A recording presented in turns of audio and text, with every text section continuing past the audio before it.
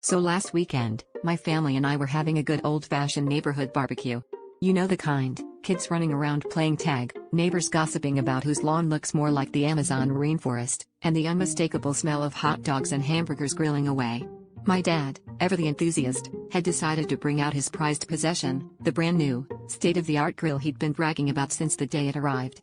It was shiny, had more dials than a spaceship, and could probably sear a steak from orbit. The whole neighborhood gathered around as Dad fired it up, ready to witness what he promised would be the grilling event of the century. Things started off quite normal, sizzling sounds, chatter, and laughter echoing through the backyard.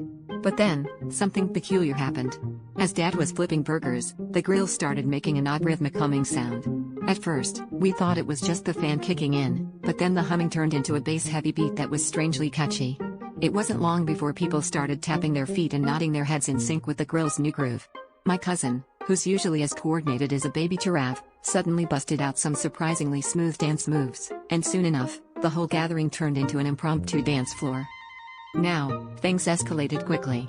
My Aunt Linda, known for her questionable dance moves at family weddings, had joined in, and even Mr. Thompson, our reclusive neighbor who usually only emerges to collect his mail, was doing something that could only be described as a cross between the Macarena and Tai Chi.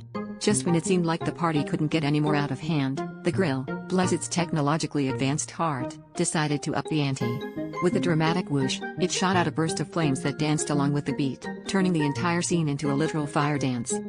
At this point, my dad, who had been watching this whole spectacle with a mix of horror and pride, took center stage. As he executed a surprisingly graceful spin, he shouted at the top of his lungs, "Now that's what I call a hot stepper." The dance-off continued until the fire department showed up, not to put out any actual fire, but to join in on what they described as the most lit call they'd ever received.